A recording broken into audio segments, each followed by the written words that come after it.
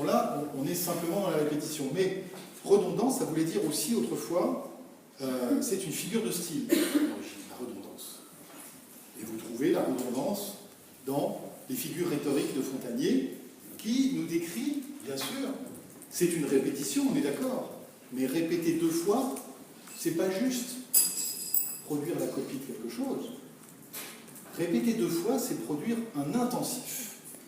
La redondance, chez Fontanier, est une catégorie rhétorique qui appartient aux intensifs.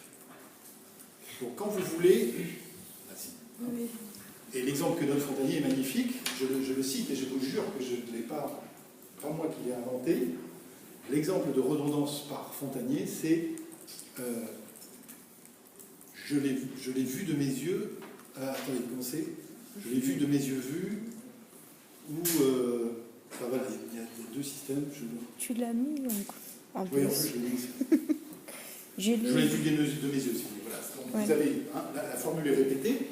De mes propres yeux. De mes propres yeux. Voilà.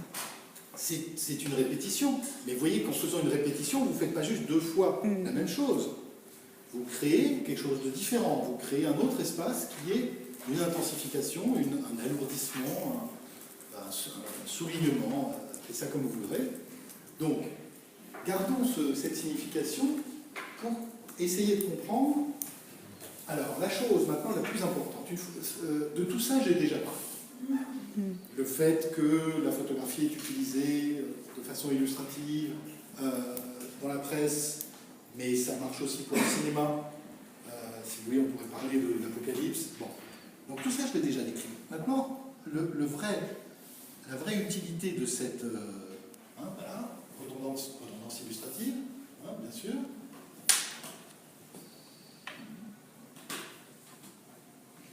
Alors, maintenant, le truc le plus important, c'est ça. C'est de comprendre que dans le modèle de l'image copie, théorie numéro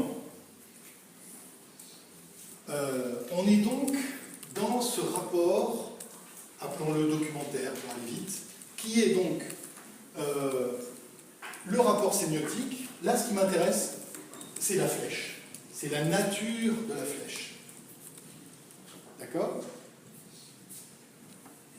Ici, dans la théorie ordinaire, l'image a nécessairement un référent qui le justifie. Et, comme j'ai déjà eu l'occasion d'expliquer, on ne remonte pas cette flèche-là à l'envers. Hein. Comme la flèche du temps, elle est impérative, ça ne marche pas dans l'autre sens. Ça, c'est l'original, ça, c'est la copie. La copie est toujours seconde par rapport à l'original. Vous ne pouvez pas faire une copie de rien, etc. etc. Donc, c'est l'ensemble de cette relation qui est une relation sémiotique au sens à la fois le plus élémentaire et le plus fort du terme. C'est comme ça que nous croyons que fonctionnent les images.